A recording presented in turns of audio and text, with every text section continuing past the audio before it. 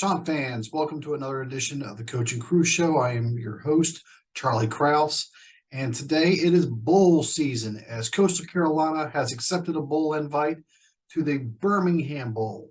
Normally, this is an SEC affiliated bowl, but they did not meet the required number of teams, and the ESPN Events Committee selected of all schools possible, Coastal Carolina. So this is a bump up in bowl games. Not only is it a bump up in bowl games, it's a bump up in payout, where it's over a $1.1 million payout as well. So that's a big deal going for Coastal Carolina as they make preps.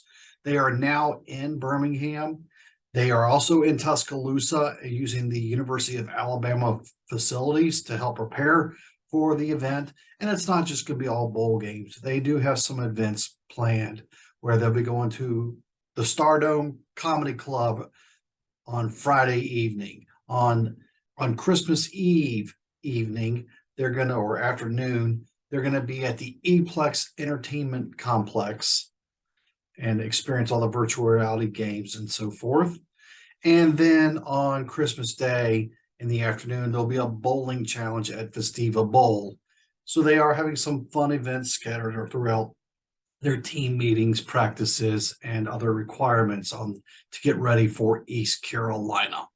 The game itself is this upcoming Tuesday, the December 27th at 6:45 on ESPN. Yes, it's the Birmingham Bowl. They play in Birmingham, Alabama, what used to be Legion Field, home of the Iron Bowl. Now it's Protective Stadium.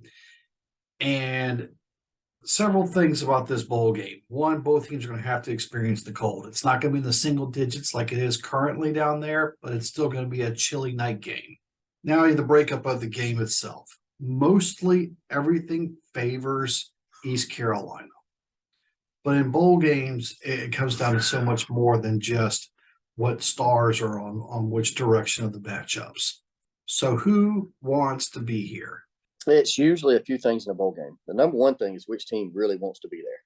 You know what I mean? Like which team wants to play, wants to be there, which team is willing to put the work in to prep to win the game, along with having fun on the bowl site.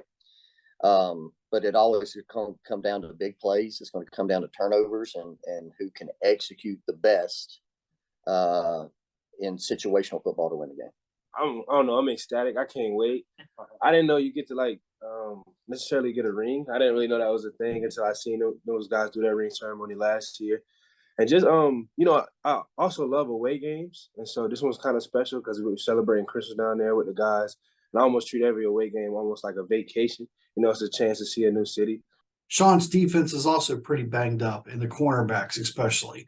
Matthew McDoom was only a matter of time before this happened. More realistically, I think a lot of people were hoping this would be next season where he earned his starting spot, but he'll be at one of the two starting positions for the cornerback position. But then also starting at the other cornerback position, senior Jacob Proche gets the spot start due to injuries on both corners of the side of the ball. Defensively, East Carolina, they're going to have to stop East Carolina. East Carolina can suck the life out of the ball with the best of them. That's what they do. Well, they're obviously trying to feed their running back. They want to get him the ball as much as they can and create opportunities for him.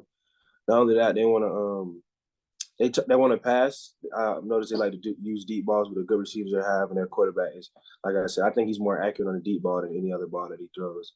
They've got an experienced quarterback who knows how to hit targets and a running game that can just eat the life out of the ball when they play these fast gun teams like a UCF. So if you look at the UCF game specifically, because their style is in some ways similar to that of Coastal Carolina, where you can almost say, okay, this is how they beat UCF.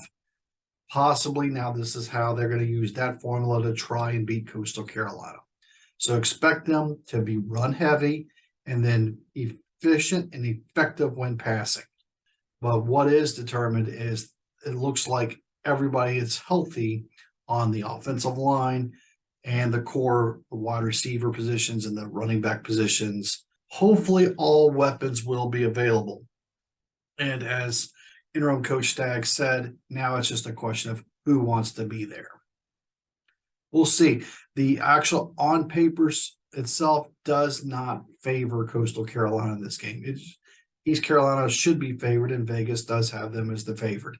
Now it comes down to execution and who wants to be out there. The first quarter and possibly into the second quarter, it'd be just slow starts and sloppy.